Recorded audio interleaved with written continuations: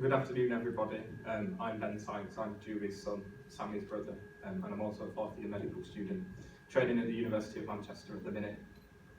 I hope that my mum's talk has been both inspiring and motivating, and I hope that it's highlighted the importance of raising concerns regarding safeguarding, and I hope that it's highlighted the potential consequences of not raising or acting on concerns regarding to these safeguarding issues.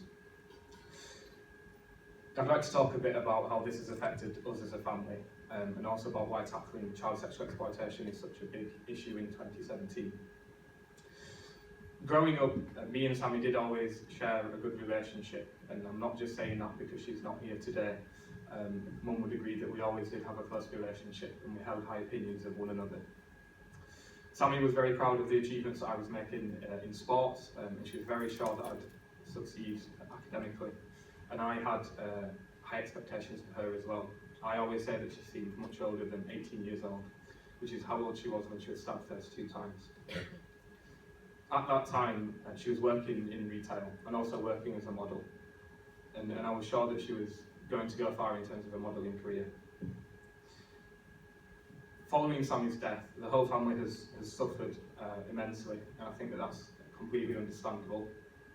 I think that it's worth acknowledging how far my parents have come, an example being that my mum's here today, to try and make something positive out of such a negative, one of the most unimaginable experiences you could go through as a parent. I think that really is a selfless and inspiring thing to do. Following Sammy's death, my mum and dad sought counselling to get some support, and I dealt with things in my own way. I was just 17 years old, and I'd only just turned 17 when Sammy was murdered. And I'd only just started out at college, and I'd got some ideas about going on to university and becoming a doctor, and I really didn't want this adversity to prevent that from being able to happen. I started college again just 5 days after Sammy had been murdered, and I sat exams in the days and weeks following that event, really because I wanted to keep moving forward. And I faced challenges emotionally, which is expected, and I was saddened when I faced challenges from some universities who questioned my academic capabilities, when there were discussions about whether or not I'd be able to meet the requirements to get into medical school. I continued to work hard regardless of this, and the main reason for working hard, why I went back to college and why I tried to keep motivated, was motivation from my parents, and especially my mum who's here today. I remember when we got told that Sammy had been murdered, or when I was told by my father, which must have been a horrible thing to go through. I remember being a broken individual, and I remember seeing both of my parents absolutely devastated. And it was seeing this devastation that made me kind of reflect quite quickly on how difficult it must be for them to have to go through this experience. And I decided that I wanted to be able to look after myself so they could focus on being able to rebuild their own lives. I know that neither parent has seen me shed a tear from the first few days following Sammy's death. And that's not me saying that that's the right way to go about things, but it's just the way that I've been able to deal with things. Although Sammy's death wasn't directly related to child sexual exploitation, I am certain that if people had acted on either the threats of harm made by Amidota or had acted on Christine's experiences of child sexual exploitation and abuse, that interventions could have been put in place and individuals would have been highlighted as being high risk. And that would have included Christine's older sister, and my sister. So what I'm really saying is that I think that a failure to safeguard, particularly Christine and Christine's older sister, resulted in the death of 2 young girls, and one of these who was under local authority care at the time of her death.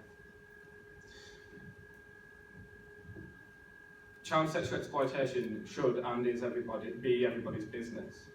We've already heard that 1 in 20 children between the ages of 11 and 17 years of age experience child sexual exploitation or abuse. That's 1 in 20 people with no specific socioeconomic, ethnic or religious background. Not that any of that should matter, that's 1 in 20 people, just like you or I.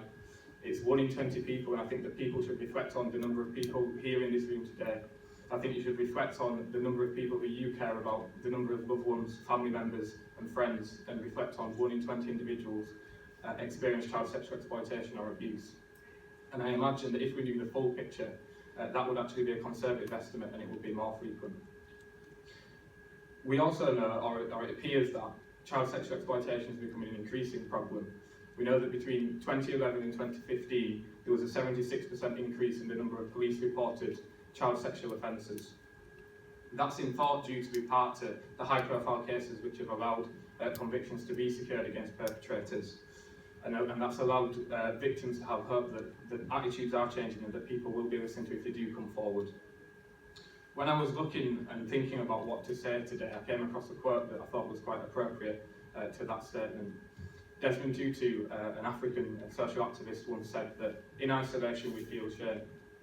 It can only be healed through community and in connection with others.